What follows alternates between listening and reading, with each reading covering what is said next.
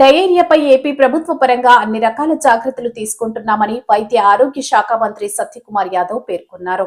New రాజరాజేశ్వరిపేటలో ప్రస్తుతం diarrhoea పరిస్థితి అదుపులో ఉందని చెప్పుకొచ్చారు. ప్రభుత్వ పరంగా అన్ని జాగ్రత్తలు తీసుకుంటున్నామని అన్నారు. నుంచి 30 డయేరియల్ ఎపిసోడ్స్ వస్తూ ఉంటే ప్రభుత్వం తీసుకుంటున్న చర్యల కారణంగా వైద్య శాఖ సిబ్బంది గాని జిల్లా యంత్రాంగం తీసుకున్న చర్యల కారణంగా తగ్గుముఖం పడతా ఉంది. ఇవాళకి కూడా కొన్ని కేసులు వస్తున్నాయి. ఇవాళ కూడా ఆ పేషెంట్తో మాట్లాడితే నిన్నటి నుంచి 3 ఎపిసోడ్లు 4 ఎపిసోడ్లు ఈ రకంగా వస్తున్నాయని చెప్పడం జరిగింది. అయితే గత 4 రోజులుగా హౌస్ టు హౌస్ సర్వేలెన్స్ చేయడం, ప్రజల్లో అవగాహన కలిగించే ప్రయత్నం చేయడం, అదేవిధంగా ప్రతి ఇంటికి కూడా డాక్సీ దగ్గర నుంచి ఓఆర్ఎస్లు ఇవ్వడం, అంటే ప్రివెంటివ్ మెజర్స్ కూడా తీసుకోవడం జరుగుతూ ఉంది. ఇంటింటి వీధులలో చాటింపు వేయడం వల్ల ఇక్కడ ఒక క్యాంప్ నడుస్తున్న విషయం కూడా ప్రజలకు తెలియడం, మొదట్లోనే కాస్త కడుపు నొప్పి లేదా 1-2 విరేచనాలు వాంతులు వస్తే వెంటనే ఆసుపత్రికి వస్తున్నారు. ఇప్పటిదాకా మొత్తం 141 కేసులు వచ్చాయి. ఒక 68 కేసుల దాకా యాక్టివ్ కేసులు ఉన్నాయి ఇక్కడ జీజీహెచ్ లో, ఇక్కడ క్యాంపులో కూడా. కానీ ఆందోళన చెందాల్సిన అవసరం లేదు. యంత్రాంగం అప్రమత్తంగా ఉంది.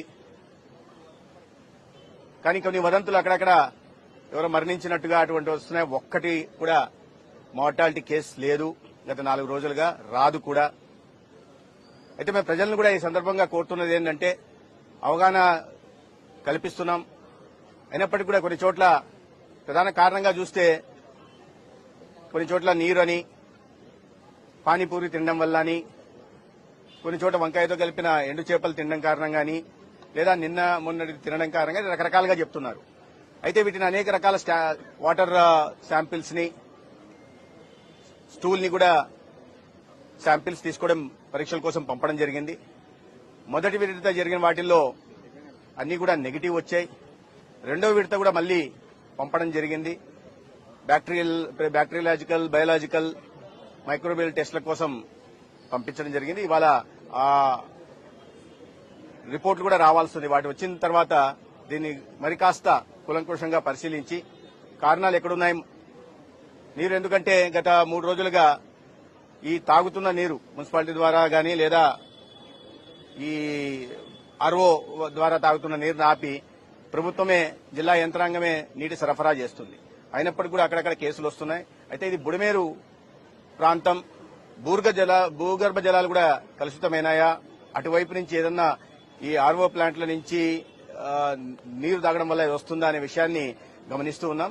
అయితే ఈ పరీక్షల రిపోర్టులు వచ్చిన తర్వాత వీటి మీద ఒక నిర్ణయం తీసుకుని దానికి తగిన విధంగా జాగ్రత్తలు తీసుకుంటాం.